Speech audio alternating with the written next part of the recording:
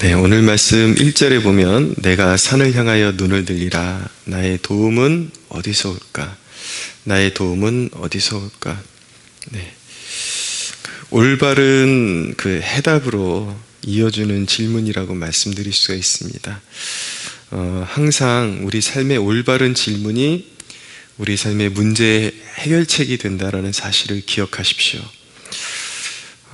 하나님에 대한 올바른 지식이 영혼을 자유케 하게 됩니다.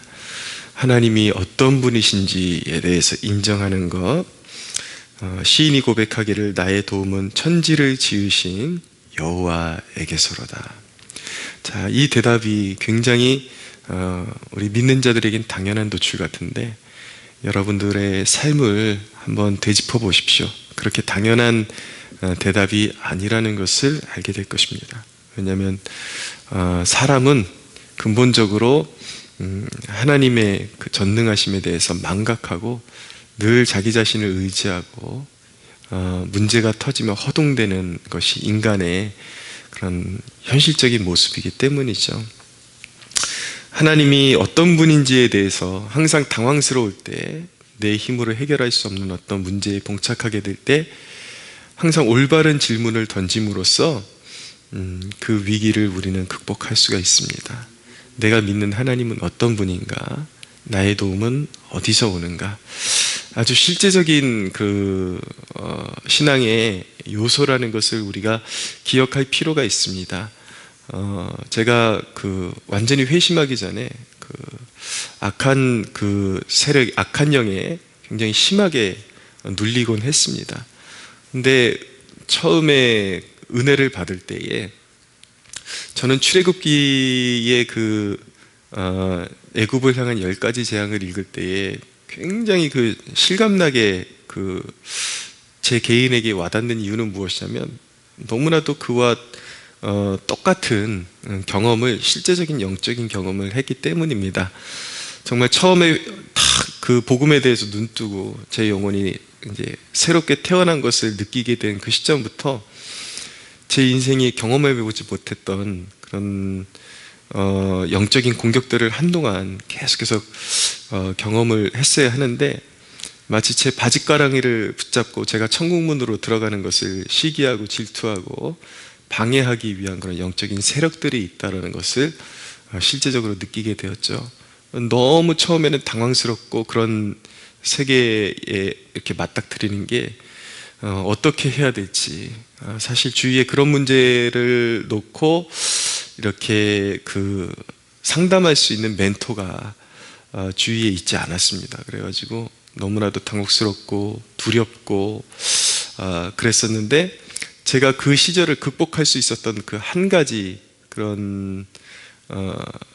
한 가지가 무엇이냐면 바로 하나님에 대한 올바른 지식이었습니다. 그것이 제 삶의 실제적인 능력을 부여한다는 것을 제가 알게 되었죠.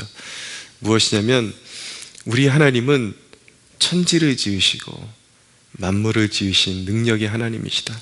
예전에 하나님에 대한 믿음이 없을 때에는 정말 암흑의 세력, 어둠의 세력, 귀신의 세력이 정말 힘이 세고 큰 세력인 줄 알고 이렇게 자주 붙들리곤 했는데, 근데 하나님의 크심, 하나님이 전능하신 하나님이 단지 피조물, 조물하기에 지나지 않는 어둠의 세력, 마귀와 귀신의 세력보다 훨씬 크시고 그분의 말씀에 그들이 복종할 수밖에 없다라는 그 한 가지 사실을 제가 붙들고 기도했을 때에, 물론 그 영적인 싸움이 주기적으로 계속 이어졌지만 어느 순간에 정말 붙들고 있던 마귀가 떠나가는 그런 역사를 경험하게 된 것이죠. 항상 하나님에 대한 올바른 지식을 가지고 마귀에 대해서 선언을 하고 선포를 하니까 마귀도 힘을 쓸 수 없다라는 것을 알게 된 것입니다.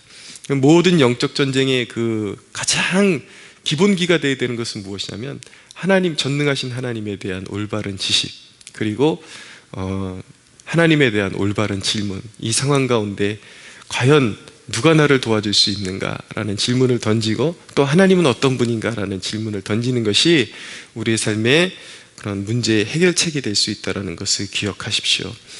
시편 121편은 하나님의 그 성도를 향한 보호의 완전함에 대한 서술이라고 말씀드릴 수가 있습니다. 여기 보면 몇 가지 이렇게 서술이 이어지고 있는데 각 영역별로 시인이 묘사하고 있다는 것을 알게 됩니다. 3절은 하나님의 보호가 시간적인 완전함이다, 시간적으로도 완전하다라는 것을 우리에게 깨닫게 해주시고요. 너를 지키시는 이가 졸지 아니하시리로다. 하나님은 늘 깨어서 시간의 한계를 두지 않고 우리를 지키시는 분이다라는 것을 알게 되고, 그다음에 5절은 하나님의 보호는 공간적으로도 완전하다라는 것을 알게 됩니다. 여호와께서 내 오른쪽에서 너의 그늘이 되신다. 그 오른쪽이라는 것은 성경에서 항상 힘과 권세를 의미하는 것입니다. 하나님이 우리의 힘이 되어주시고 능력이 되어주신다. 이 말은 하나님께서 단지 오른쪽에, 그냥 물리적인 오른쪽에 계신다라는 뜻이 아니라 어디를 가든지 하나님께서 성도에게 임재하시고 그를 붙들어 주신다라는 것이죠. 그러니까 공간적인 한계가 없다라는 것입니다. 왼쪽으로 가든 오른쪽으로 가든 하나님이 함께 하시기 때문에 시편 139편에 보면은 내가 바다 끝에 가서 거할지라도, 내가 설령 실족해서 바다 끝에 가서 숨을지라도 거기서 주의 오른손이 나를 붙드시나이다. 거기서 오른손이 강조되죠. 오른쪽이 강조되죠. 하나님이 성도를 그냥 놔두지 않으신다라는 것입니다. 그가 어디에 존재하든지, 그가 때로는 마음에 그런 어떤 시험이 들어서 정말 그 어딘가에 정말 수그리고 앉아서 울부짖고 있을 때에 하나님이 거기 함께 따라가신다라는 것입니다. 함께 계신다. 공간적인 완전한 그 보호를 하나님께서 지켜주신다. 어디든지 함께 하신다. 세 번째로 물리적인 위협으로도 하나님께서 완전하게 지켜주신다라는 것을 보여주고 있죠. 6절에 낮의 해가 너를 상하게 하지 아니하며 밤의 달도 너를 해치지 아니하리로다. 이 본문을 이렇게 묘사해도 좋을 것입니다. 낮의 해가 해 아래 모든 피조물도, 밤의 달도 달 아래에 있는 모든 피조물도 너를 해치지 못한다. 너를 상치 못한다. 해 아래에 있는 어떤 권세자들도, 또 달 아래에 있는 어떤 들의 짐승들도 결코 믿는 자를 해하지 못한다. 하나님의 보호하심이 그렇게 완전하다라는 것을 시편 120편이 우리에게 선언적으로 보여주고 있는 것이죠. 우리를 지키시는 하나님의 보호가 그렇게 완전하다라는 믿음으로 우리가 삶에 직면하는 것이 굉장한 그 힘이 되는 것, 그리고 실제적인 그 위기를 돌파하는 능력이 될 수 있다는 것을 꼭 기억하셔야 합니다.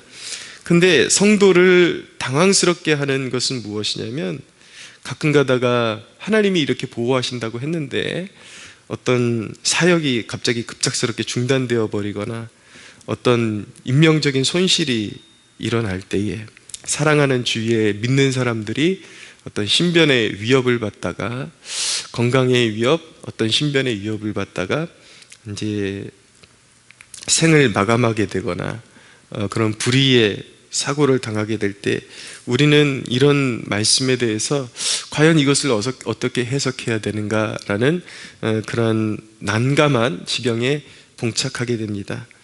그러나 요한계시록 2장에 보면, 2장 13절에 보면 어떤 내용이 나냐면, 이 버가모 교회를 향하신 주님의 메시지인데, 거기에 보면은 내 충성된 증인 안디바가 대적에게 죽임을 당할 때에 너희가 믿음을 버리지 아니하였도다. 그러면서 버가모 교회를 축복하시고 칭찬하시는 대목이 나옵니다.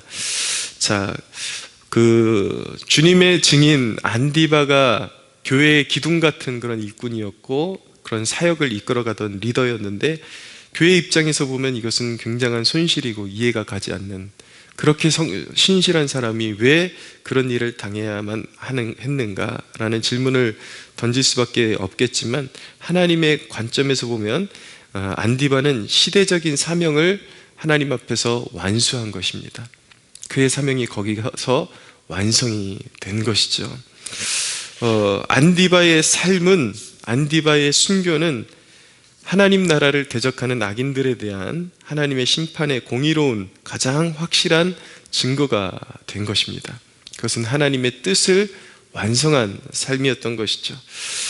그의 인생의 성공의 기준은 무엇입니까? 그의 인생의 성공의 기준은 무엇이었냐면, 그의 인생이 성공했다라고 말할 수 있는 것은 그가 어떤 생전에 위대한 사역을 이루었기 때문이 아니라 바로 주님으로부터 내 충성된 증인이라는 확증을 들을 수 있었기 때문인 것입니다. 여러분, 우리 인생의 성공의 기준은 어디에 있습니까? 우리 신앙의 성공의 기준은 어디에 있는 것이죠? 만 가지를 이루고 아무리 그 많은 일들을 감당했다 할지라도 그것이 주님으로부터 인정이 되지 않는다면, 얼마나 사람이 길게 살고 얼마나 짧게 사느냐, 그것이 주님께는 중요한 관건이 아닙니다. 그 사람이 얼마나 많은 것을 가졌고 많은 업적을 성취했느냐, 교회적으로는 그것이 중요할 수도 있다는 것을 인정하지만, 주님 앞에 가장 중요한 것은 무엇이냐면 그가 충성된, 주님 앞에 신실했는가. 충성됐다라는 것은 단순히 일의 양만을 의미하는 것이 아니라, 양적인 개념을 의미하는 것이 아니라 그의 마음이 항상, 그의 삶의 자세가 하나님 앞에 하루하루를 살아갈 때에 그가 숨이 붙어있는 그 순간순간마다 신실하고 주님께로부터 등을 돌리지 않는 그러한 신실함과 견고함을 가지고 주님을 사랑하고 따랐다라는 것을 알게 되는 것입니다. 인생의 성공, 영적인 성공의 기준은 바로 주님의 인정에 있는 것이죠. 내 신실한 증인 안디바. 여러분들의 삶, 오늘의 삶, 여러분들이 추구하는 것은 항상 혹시나 양적인 개념 아닌 것입니까? 아닐까요? 누군가에게 인정받아야 성공적인 삶이라고 말하는 것은 아닐까요?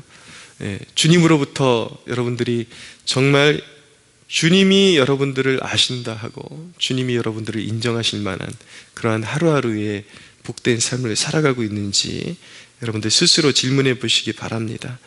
하나님의 보호는 그의 사명의 완수까지 완전하다라는 뜻인 것입니다. 그가 얼마나 살든지 그에게 하나님이 작정하신 사명이 완수되기까지 그를 완전하게 지켜주신다. 하나님이 허락하시기 전까지는 그의 생명은 결코 누구도 해할 수 없다라는 것이 성경이 말씀하는 진리인 것이죠. 그의 영혼이 하나님께 완전히 보존되어 있다라는 것, 그것이 바로 우리 그리스도인들이 순교까지 인정할 수 있는 동기가 되는 것입니다. 저는 여기서 순교까지 인정할 수 있는, 인정이라는 표현을 제가 고의적으로 사용을 했는데, 왜냐하면 순교라는 주제는 어느 누군가들이 이야기하는 것처럼 나 순교할 거야, 나 순교할 거야, 그렇게 장난식으로 이야기할 수 있는 주제는 아니기 때문인 것입니다. 이 잔다르크라는 영화를 보면은 이 잔다르크가 끝에 이제 화형을 선고받게 되는데, 너의 여태까지의 그 예언을 취소하지 않으면, 네 입으로 취소한다고 인정하지 않으면 이제 화형에 처할 것이다, 그렇게 협박을 가하니까 이 잔다르크가 처음에는 겁을 먹고 모든 것을 부인하게 됩니다. 그래서 너무나도 두려워서 살고자 했죠. 그런데 감옥에 갇혀있던 그의 영혼에 기도하고 있는데 갑자기 하늘의 빛이 임하고, 그러니까 제가 영화를 봤을 때는 그런 어떤 하나님의 그 임재를 체험하는 장면을 묘사한 것 같아요. 나름대로 굉장히 이렇게 현실에 가깝게 묘사를 한 것 같은데, 그때 이제 하나님의 어떤 주시는 확신을 그가 다시 경험하고, 자기가 그 모든 자기의 그런 예언을 부인했던 것을 이제 다시 이제 번복을 하고 자신이 순교의 제물이 되겠다고 그렇게 다시 마음의 결단을 하고 이제 화형을 당하는 그런 장면이 나옵니다. 글쎄요, 영화이기 때문에 얼마나 실제에 가깝게 묘사되는지 모르겠지만, 제가 눈여겨본 것은 그 한 영혼을 붙드시는 그 하나님의 그런 어떤 섭리, 개입에 대한 굉장히 그 좀 현실성 있고 타당성 있는 그러한 묘사를 보여주고 있지 않나, 그런 생각을 하게 됩니다. 순교까지 인정할 수 있다. 우리는 그 누구도 그 순교의 위협 앞에서 내가 하나님 앞에 쉽게 목숨을 드릴 수 있다라는 그런 단언, 그런 것들을 하기는 쉽지 않지만, 분명한 것은 무엇이냐면 우리가 하나님 앞에 우리의 생명이, 우리의 영혼이 완전히 보존되어 있다라는 이 사실을 우리가 굳건하게 믿을 때에 우리는 어쩌면 우리의 삶에 주어질지도 모르는 그런 순교의 현장에서 담담하게 그것을 하나님께서 은혜 주시면 담담하게 그 상황을 인정하고 순교의 그런 현장을, 현실을 인정하고 주님께 생명을 드릴 수 있는 그 동기가 바로 될 수 있다. 그 동기가 바로 하나님의 영원한 보호하심에 있다라는 것을 이야기하고 싶습니다. 말씀을 맺겠습니다. 우리의 삶 가운데 허둥댈 때가 있고 문제를 만나서 길을 잃을 때 어떻게 해야 되는가? 우리는 보편적인 본질적인 질문으로 돌아가야 합니다. 허둥댈 때 내 삶을 당황스럽게 하는 그런 마음의 그런 속삭임이 이제는 끝났구나, 이제는 실패했구나, 이제는 절망이구나 라는 생각이 들 때, 이제는 길이 없구나 라는 생각이 들 때, 여러분, 우리는 본질적인 질문으로 돌아가야 합니다. 내가 산을 향하여 눈을 들리라. 나의 도움이 어디서 올까? 나의 도움이 어디서 올까? 우리 안에 성령이 내주하시고 우리가 진정 믿는 자들이라면 우리 내면에 분명히 어떤 울림이 있을 것입니다. 나의 도움은 천지를 지으신 여호와에게서로다. 여러분, 우리를 붙드시는 하나님의 능력으로 오늘도 넉넉히 승리하는 축복이 있게 되기를 예수님의 이름으로 축복합니다.